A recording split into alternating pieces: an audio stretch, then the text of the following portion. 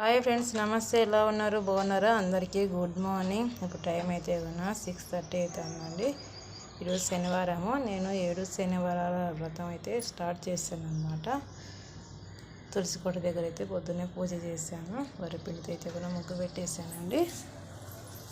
గడపగానే పసుపు అంతా రాసి వరిపిండితో ముగ్గులేసి ఇలా అయితే కూడా గడపని ఇలా పూజ చేశాను అనమాట.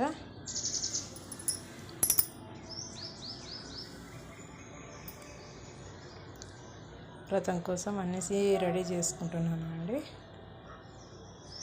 గడప అయితే బాగా ఇలాగైతే కూడా పసుపు కుంకుమ వరిపిండితో ఇలా అయితే కూడా అన్నీ అలంకరించాను అనమాట.